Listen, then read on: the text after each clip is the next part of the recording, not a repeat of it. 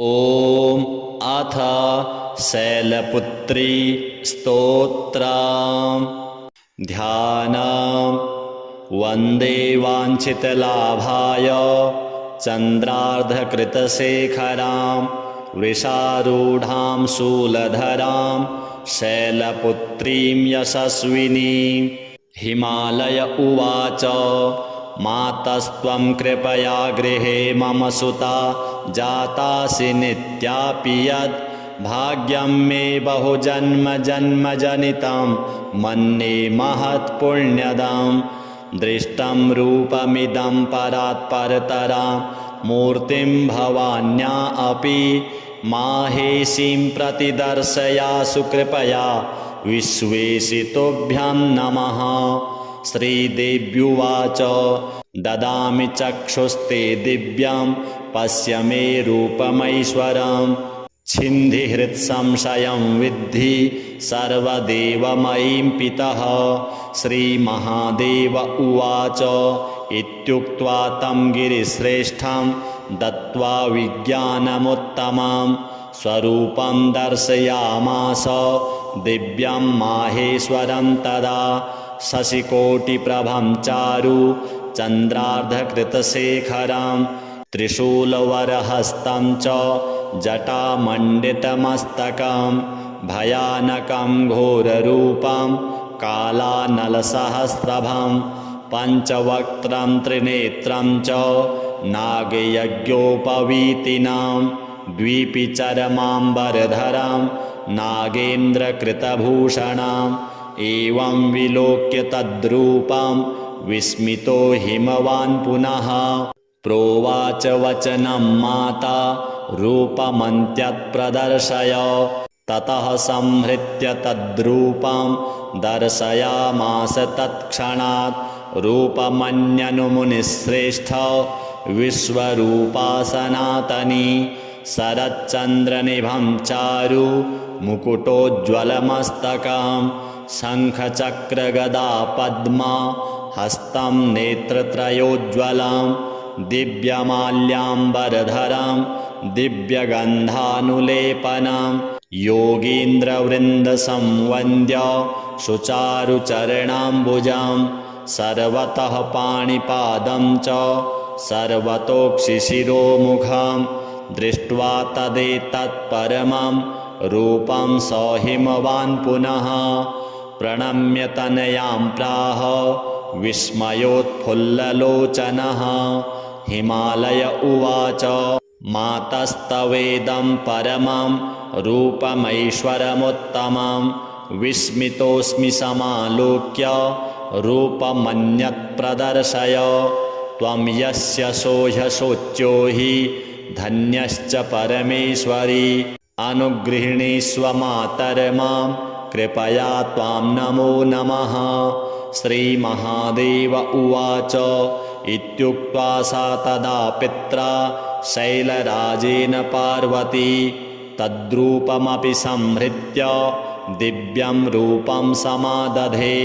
नीलोत्पलदलश्यामं वनमालाविभूषितं शङ्खचक्रगदा पद्मम् अभिव्यक्तं चतुर्भुजम्। एवं विलोक्य तद्रूपं शैलानाम् अधिपस्ततः कृताञ्जलिपुटः स्थित्वा हर्षेण महतायुतः स्तोत्रेणानेन तां देवीं तुष्टाव परमेश्वरीं सर्वदेवमयीमाद्यां ब्रह्मविष्णुशिवात्मिकां। हिमालय उवाच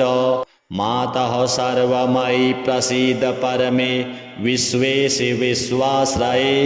त्वं सर्वं न हि किञ्चिदस्ति भुवने तत्त्वं त्वदन्यच्छिवे। त्वं विष्णुर्गिरीशस्त्वमेव नितरां धातासि शक्तिः परा। किं वर्ण्यं चरितं त्वचिन्त्य चरिते ब्रह्माद्यगम्यं मया। त्वं स्वाहाखिलदेवतृप्तिजननी विश्वेशि त्वं वै स्वधा। पितॄणामपि तृप्तिकारणमसि त्वं देवदेवात्मिका। हव्यं कव्यमपि त्वमेव नियमो यज्ञस्तपो दक्षिणा त्वं स्वर्गादिफलं समस्तफलदे देवेशि तुभ्यं नमः। रूपं सूक्ष्मतमं परात् परतरं यद्योगिनो विद्यया शुद्धं ब्रह्ममयं वदन्ति परमं मातः सुदृत्तं तव। वाचा दुर्विषयं मनोतिगमपि त्रैलोक्यबीजं शिवे भक्त्याहं प्रणमामि देवि वरदे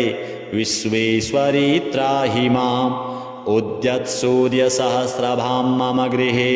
जातां स्वयं लीलया देवीमष्टभुजां विशालनयनां बालेन्दुमौलिं शिवाम्। उद्यत्कोटिशशाङ्ककान्तिनयनां बालां त्रिनेत्रां परां भक्त्या त्वां प्रणमामि विश्वजननी देवी प्रसीदाम्बिके। रूपं ते रजताद्रिकान्तिविमलं नागेन्द्रभूषोज्ज्वलं घोरं पञ्चमुखाम्बुजत्रिनयनैर्इमैः समुद्भासितं। चन्द्रार्धाङ्कितमस्तकं धृतजटा जूटं शरण्ये शिवे भक्त्याहं प्रणमामि विश्वजननी त्वां त्वं प्रसीदाम्बिके। रूपं ते शारदच्चन्द्रकोटिसदृशं दिव्याम्बरं शोभनं दिव्यैराभरणैर्विराजितमलं कान्त्या जगन्मोहनं। दिव्यैर्बाहुचतुष्टयैर्युतमहं वन्दे शिवे भक्तितः पादाब्जं जननी प्रसीद निखिल ब्रह्मादिदेवस्तु ते। रूपं ते नवनीरदद्युतिरुचि फुल्लाब्जनेत्रोज्ज्वलं कान्त्या विश्वविमोहनं स्मितमुखं रत्नाङ्गदैर्भूषितं। बिभ्राजद्वनमालया विलसितो रस्कं जगत्तारिणी भक्त्याहं प्रणतोऽस्मि देवि कृपया दुर्गे प्रसीदाम्बिके। मातः कं परिवर्णितुं तव गुणं रूपं च विश्वात्मकं शक्तो देवि जगत्त्रये बहुगुणैर्देवोऽथवा मानुषः। तत्किं स्वल्पमतिब्रवीमि करुणां कृत्वा स्वकीयैर्गुणैर्नो मां मोहय मायया परमया विश्वेशितुभ्यं नमः। अद्य मे सफलं जन्म तपश्च सफलं मम यत्त्वं त्रिजगतां माता मत्पुत्री त्वमुपागता। धन्योऽहं कृतकृत्योऽहं मातस्त्वनिजलीलया नित्यापि मद्गृहे जाता पुत्री भावेन वै युतः। मातस्त्वं कृपया गृहे मम सुता जातासि नित्यापि यद् भाग्यं मे बहुजन्म जन्मजनितं मन्ये महत्पुण्यदं। दृष्टं रूपमिदं परात् परतरां मूर्तिं भवान्या अपि माहेशीं प्रतिदर्शयासु कृपया विश्वेशितुभ्यं नमः। श्रीदेव्युवाच ददामि चक्षुस्ते दिव्यं पश्य मे रूपमैश्वरं छिन्धिहृत्संशयं विद्धि सर्वदेवमयीं पितः। श्रीमहादेव उवाच इत्युक्त्वा तं गिरिश्रेष्ठं दत्त्वा विज्ञानमुत्तमं स्वरूपं दर्शयामास दिव्यं माहेश्वरं तदा। शशिकोटिप्रभं चारु चन्द्रार्धकृतशेखरं त्रिशूलवरहस्तं च जटामण्डितमस्तकं भयानकं घोररूपं कालानलसहस्रभं पञ्चवक्त्रं त्रिनेत्रं च नागयज्ञोपवीतिनां द्विपिचरमाम्बरधरं नागेन्द्रकृतभूषणम्। एवं विलोक्य तद्रूपं विस्मितो हिमवान् पुनः प्रोवाच वचनं माता रूपमन्त्यत्प्रदर्शय। ततः संहृत्य तद्रूपं दर्शयामास तत्क्षणात् रूपमन्यनुमुनिश्रेष्ठ विश्वरूपा सनातनी शरच्चन्द्रनिभं चारु मुकुटोज्ज्वलमस्तकां शङ्खचक्रगदा पद्मा हस्तं नेत्रत्रयोज्ज्वलां दिव्यमाल्याम्बरधरां दिव्यगन्धानुलेपनां योगीन्द्रवृन्दसंवन्द्य सुचारुचरणाम्बुजां सर्वतः पाणिपादं च सर्वतोक्षिशिरोमुखां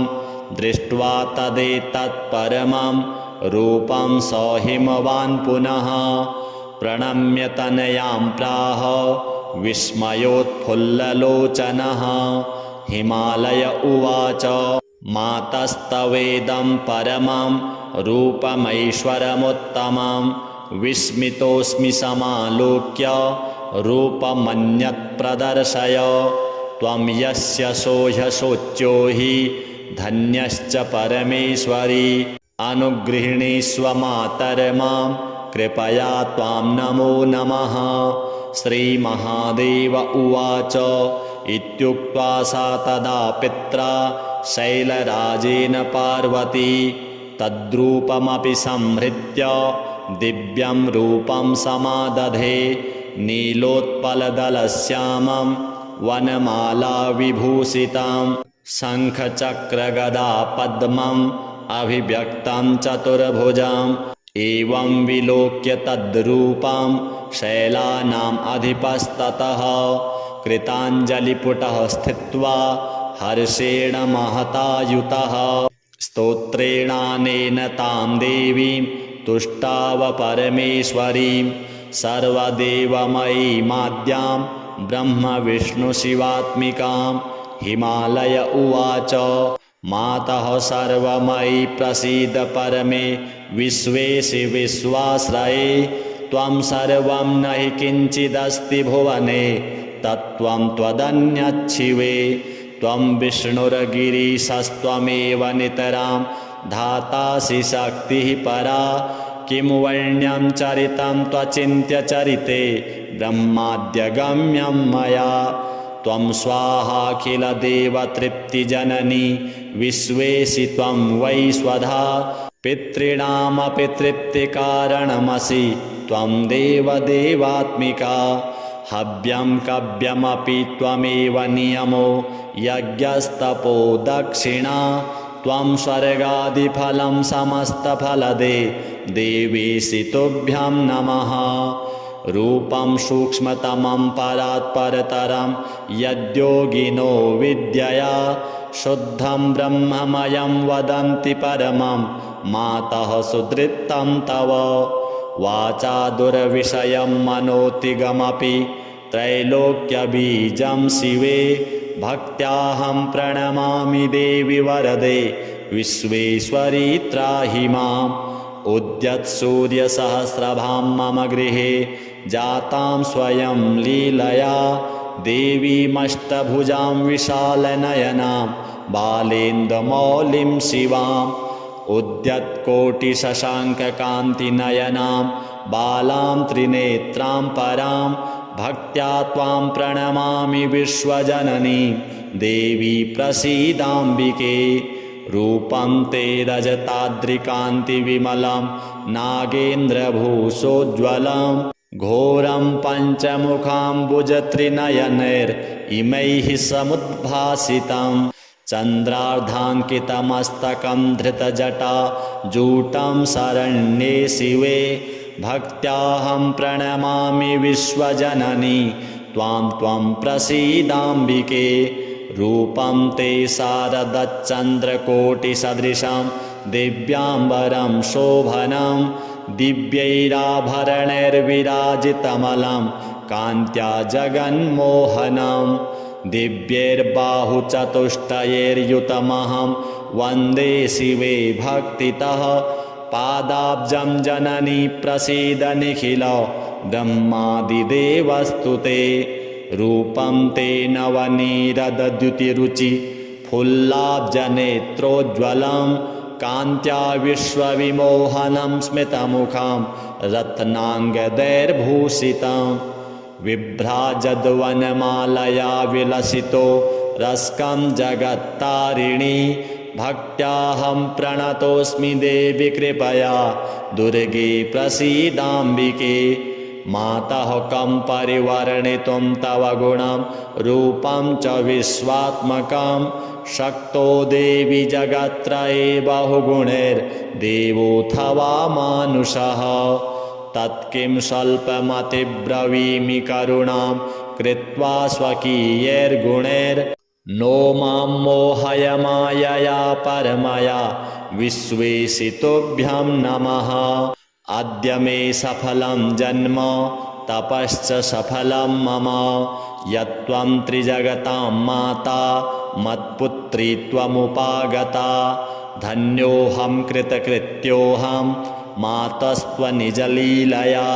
नित्यापि मद्गृहे जाता पुत्री भावेन वैयुतः मातस्त्वं कृपया गृहे मम सुता जातासि नित्यापि यद् भाग्यं मे बहुजन्मजन्मजनितं मन्ये महत्पुण्यदं दृष्टं रूपमिदं परात्परतरां मूर्तिं भवान्या अपि माहेशीं प्रतिदर्शयासु कृपया विश्वेशितुभ्यं नमः श्रीदेव्युवाच ददामि चक्षुस्ते दिव्यं पश्य मे रूपमैश्वरं छिन्धिहृत्संशयं विद्धि सर्वदेवमयीं पितः श्रीमहादेव उवाच इत्युक्त्वा तं गिरिश्रेष्ठं दत्त्वा विज्ञानमुत्तमं स्वरूपं दर्शयामास दिव्यं माहेश्वरं तदा शशिकोटिप्रभं चारु चन्द्रार्धकृतशेखरं त्रिशूलवरहस्तं च जटामण्डितमस्तकं भयानकं घोररूपं कालानलसहस्रभं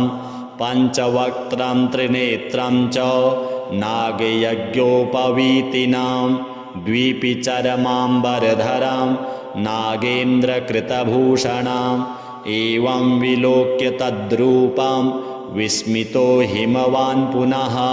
प्रोवाच वचनं माता रूपमन्त्यत्प्रदर्शय ततः संहृत्य तद्रूपं दर्शयामास तत्क्षणात् रूपमन्यनुमुनिश्रेष्ठ विश्वरूपा सनातनी शरच्चन्द्रनिभं चारु मुकुटोज्ज्वलमस्तकं शङ्खचक्रगदा पद्मा हस्तं नेत्रत्रयोज्ज्वलं दिव्यमाल्याम्बरधरं दिव्यगन्धानुलेपनं योगीन्द्रवृन्दसंवन्द्य सुचारुचरणाम्बुजं सर्वतः पाणिपादं च सर्वतोक्षिशिरोमुखं दृष्ट्वा तदेतत्परमं रूपं स हिमवान् पुनः प्रणम्य तनयां प्राह विस्मयोत्फुल्ललोचनः हिमालय उवाच मातस्तवेदं परमं रूपमैश्वरमुत्तमं विस्मितोऽस्मि समालोक्य रूपमन्यत्प्रदर्शय त्वं यस्य सोऽह्यशोच्यो हि धन्यश्च परमेश्वरी अनुगृह्णीष्व मातर्मां कृपया त्वां नमो नमः श्रीमहादेव उवाच इत्युक्त्वा सा तदा पित्रा शैलराजेन पार्वती तद्रूपमपि संहृत्य दिव्यं रूपं समादधे नीलोत्पलदलश्यामं वनमालाविभूषितं शङ्खचक्रगदा पद्मम् अभिव्यक्तं चतुर्भुजम् एवं विलोक्य तद्रूपं शैलानाम् अधिपस्ततः कृताञ्जलिपुटः स्थित्वा हर्षेण महतायुतः स्तोत्रेणानेन तां देवीं तुष्टाव परमेश्वरीं सर्वदेवमयीमाद्यां ब्रह्मविष्णुशिवात्मिकां हिमालय उवाच मातः सर्वमयी प्रसीद परमे विश्वेशि विश्वाश्रये त्वं सर्वं न हि किञ्चिदस्ति भुवने तत्त्वं त्वदन्यच्छिवे त्वं विष्णुर्गिरीशस्त्वमेव नितरां धातासि शक्तिः परा किं वर्ण्यं चरितं त्वचिन्त्य चरिते ब्रह्माद्यगम्यं मया त्वं स्वाहाखिलदेवतृप्तिजननी विश्वेशि त्वं वै स्वधा पितॄणामपि तृप्तिकारणमसि त्वं देवदेवात्मिका हव्यं कव्यमपि त्वमेव नियमो यज्ञस्तपो दक्षिणा त्वं स्वर्गादिफलं समस्तफलदे देवीसि तुभ्यं नमः रूपं सूक्ष्मतमं परात्परतरं यद्योगिनो विद्यया शुद्धं ब्रह्ममयं वदन्ति परमं मातः सुदृत्तं तव वाचा दुर्विषयं मनोतिगमपि त्रैलोक्यबीजं शिवे भक्त्याहं प्रणमामि देवि वरदे विश्वेश्वरी त्राहि माम् उद्यत्सूर्यसहस्रभां मम गृहे जातां स्वयं लीलया देवीमष्टभुजां विशालनयनां बालेन्दुमौलिं शिवाम् उद्यत्कोटिशशाङ्ककान्तिनयनां बालां त्रिनेत्रां परां भक्त्या त्वां प्रणमामि विश्वजननी देवी प्रसीदाम्बिके रूपं ते रजताद्रिकान्तिविमलं नागेन्द्रभूषोज्ज्वलं घोरं पञ्चमुखाम्बुजत्रिनयनैर्इमैः समुद्भासितं चन्द्रार्धाङ्कितमस्तकं धृतजटा जूटं शरण्ये शिवे भक्त्याहं प्रणमामि विश्वजननी त्वां त्वं प्रसीदाम्बिके रूपं ते शारदच्चन्द्रकोटिसदृशं दिव्याम्बरं शोभनं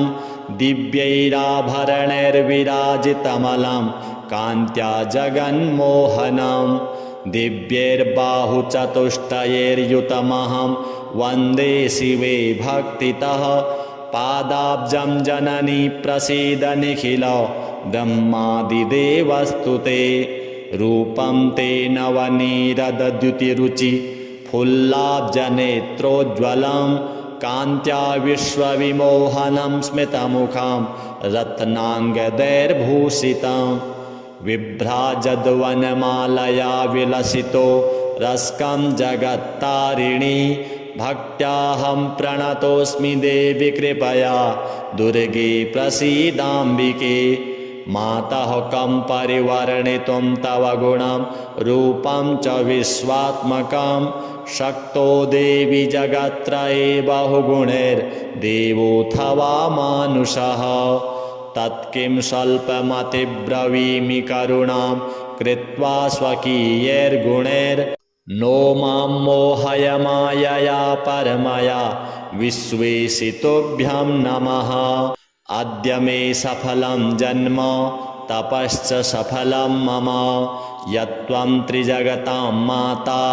मत्पुत्री त्वमुपागता धन्योऽहं कृतकृत्योऽहं मातस्त्वनिजलीलया नित्यापि मद्गृहे जाता पुत्री भावेन वै युतः मातस्त्वं कृपया गृहे मम सुता जातासि नित्यापि यद् भाग्यं मे बहुजन्मजन्मजनितं मन्ये महत्पुण्यदं दृष्टं रूपमिदं परात्परतरां मूर्तिं भवान्या अपि माहेशीं प्रतिदर्शयासु कृपया विश्वेशितुभ्यं नमः श्रीदेव्युवाच ददामि चक्षुस्ते दिव्यं पश्य मे रूपमैश्वरं छिन्धिहृत्संशयं विद्धि सर्वदेवमयीं पितः श्रीमहादेव उवाच इत्युक्त्वा तं गिरिश्रेष्ठं दत्त्वा विज्ञानमुत्तमं स्वरूपं दर्शयामास दिव्यं माहेश्वरं तदा शशिकोटिप्रभं चारु चन्द्रार्धकृतशेखरं त्रिशूलवरहस्तं च जटामण्डितमस्तकं भयानकं घोररूपं कालानलसहस्रभं पञ्चवक्त्रं त्रिनेत्रं च नागयज्ञोपवीतिनां द्विपिचरमाम्बरधरं नागेन्द्रकृतभूषणम् एवं विलोक्य तद्रूपं विस्मितो हिमवान् पुनः प्रोवाच वचनं माता रूपमन्त्यत्प्रदर्शय ततः संहृत्य तद्रूपं दर्शयामास तत्क्षणात् रूपमन्यनुमुनिश्रेष्ठ विश्वरूपा सनातनी शरच्चन्द्रनिभं चारु मुकुटोज्ज्वलमस्तकं शङ्खचक्रगदा पद्मा हस्तं नेत्रत्रयोज्ज्वलं दिव्यमाल्याम्बरधरं दिव्यगन्धानुलेपनं योगीन्द्रवृन्दसंवन्द्य सुचारुचरणाम्बुजं सर्वतः पाणिपादं च सर्वतोक्षिशिरोमुखं दृष्ट्वा तदेतत्परमं रूपं स हिमवान् पुनः प्रणम्य तनयां प्राह विस्मयोत्फुल्ललोचनः हिमालय उवाच मातस्तवेदं परमं रूपमैश्वरमुत्तमं विस्मितोऽस्मि समालोक्य रूपमन्यत्प्रदर्शय त्वं यस्य सोऽह्यशोच्यो हि धन्यश्च परमेश्वरी अनुगृह्णीष्व मातर्मां कृपया त्वां नमो नमः। श्रीमहादेव उवाच इत्युक्त्वा सा तदा पित्रा शैलराजेन पार्वती तद्रूपमपि संहृत्य दिव्यं रूपं समादधे नीलोत्पलदलश्यामं वनमालाविभूषितं शङ्खचक्रगदा पद्मम् अभिव्यक्तं चतुर्भुजम् एवं विलोक्य तद्रूपं शैलानाम् अधिपस्ततः कृताञ्जलिपुटः स्थित्वा हर्षेण महतायुतः स्तोत्रेणानेन तां देवीं तुष्टाव परमेश्वरीं सर्वदेवमयीमाद्यां ब्रह्मविष्णुशिवात्मिकां हिमालय उवाच मातः सर्वमयी प्रसीद परमे विश्वेशि विश्वाश्रये त्वं सर्वं न हि किञ्चिदस्ति भुवने तत्त्वं त्वदन्यच्छिवे त्वं विष्णुर्गिरीशस्त्वमेव नितरां धातासि शक्तिः परा किं वर्ण्यं चरितं त्वचिन्त्य चरिते ब्रह्माद्यगम्यं मया त्वं स्वाहाखिलदेवतृप्तिजननी विश्वेशि त्वं वै स्वधा पितॄणामपि तृप्तिकारणमसि त्वं देवदेवात्मिका हव्यं कव्यमपि त्वमेव नियमो यज्ञस्तपो दक्षिणा त्वं स्वर्गादिफलं समस्तफलदे देवीसि तुभ्यं नमः रूपं सूक्ष्मतमं परात्परतरं यद्योगिनो विद्यया शुद्धं ब्रह्ममयं वदन्ति परमं मातः सुदृत्तं तव वाचा दुर्विषयं मनोतिगमपि त्रैलोक्यबीजं शिवे भक्त्याहं प्रणमामि देवि वरदे विश्वेश्वरी त्राहि माम् उद्यत्सूर्यसहस्रभां मम गृहे जातां स्वयं लीलया देवीमष्टभुजां विशालनयनां बालेन्दुमौलिं शिवाम् उद्यत्कोटिशशाङ्ककान्तिनयनां बालां त्रिनेत्रां परां भक्त्या त्वां प्रणमामि विश्वजननी देवी प्रसीदाम्बिके रूपं ते रजताद्रिकान्तिविमलं नागेन्द्रभूषोज्ज्वलं घोरं पञ्चमुखाम्बुजत्रिनयनैर्इमैः समुद्भासितं चन्द्रार्धाङ्कितमस्तकं धृतजटा जूटं शरण्ये शिवे भक्त्याहं प्रणमामि विश्वजननी त्वां त्वं प्रसीदाम्बिके रूपं ते शारदच्चन्द्रकोटिसदृशं दिव्याम्बरं शोभनं दिव्यैराभरणैर्विराजितमलं कान्त्या जगन्मोहनं दिव्यैर्बाहुचतुष्टयैर्युतमहं वन्दे शिवे भक्तितः पादाब्जं जननी प्रसीद निखिल ब्रह्मादिदेवस्तुते रूपं ते नवनीरदद्युतिरुचि फुल्लाब्जनेत्रोज्ज्वलं कान्त्या विश्वविमोहनं स्मितमुखं रत्नाङ्गदैर्भूषितं बिभ्राजद्वनमालया विलसितो रस्कं जगत्तारिणी भक्त्याहं प्रणतोऽस्मि देवि कृपया दुर्गे प्रसीदाम्बिके मातः कं परिवर्णितुं तव गुणं रूपं च विश्वात्मकं शक्तो देवि जगत्त्रये बहुगुणैर्देवोऽथवा मानुषः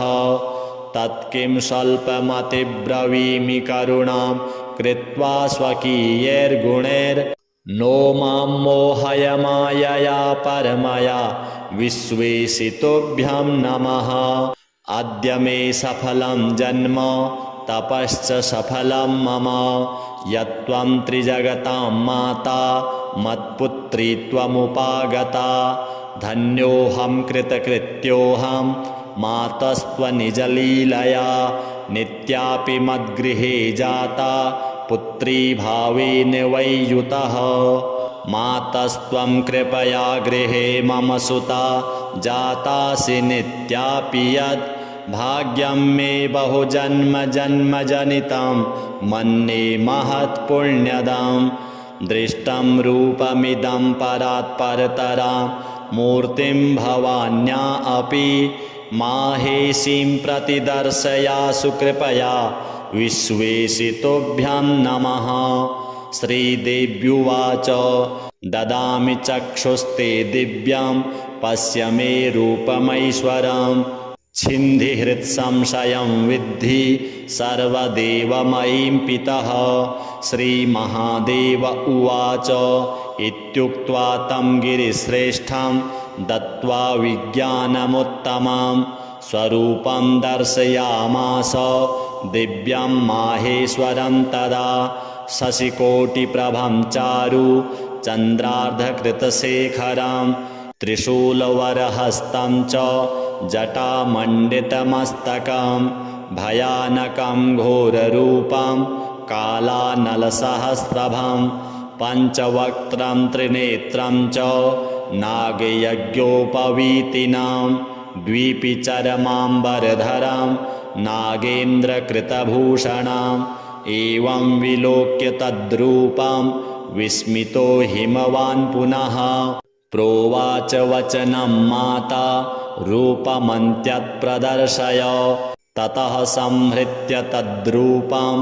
दर्शयामास तत्क्षणात् रूपमन्यनुमुनिश्रेष्ठ विश्वरूपा सनातनी शरच्चन्द्रनिभं चारु मुकुटोज्ज्वलमस्तकं शङ्खचक्रगदा पद्मा हस्तं नेत्रत्रयोज्ज्वलं दिव्यमाल्याम्बरधरं दिव्यगन्धानुलेपनं योगीन्द्रवृन्दसंवन्द्य सुचारुचरणाम्बुजं सर्वतः पाणिपादं च सर्वतोक्षिशिरोमुखं दृष्ट्वा तदेतत्परमं रूपं स हिमवान् पुनः प्रणम्य तनयां प्राह विस्मयोत्फुल्ललोचनः हिमालय उवाच मातस्तवेदं परमं रूपमैश्वरमुत्तमं विस्मितोऽस्मि समालोक्य रूपमन्यत्प्रदर्शय त्वं यस्य सोऽह्यशोच्यो हि धन्यश्च परमेश्वरी अनुगृह्णीष्व मातर्मां कृपया त्वां नमो नमः श्रीमहादेव उवाच इत्युक्त्वा सा तदा पित्रा शैलराजेन पार्वती तद्रूपमपि संहृत्य दिव्यं रूपं समादधे नीलोत्पलदलश्यामं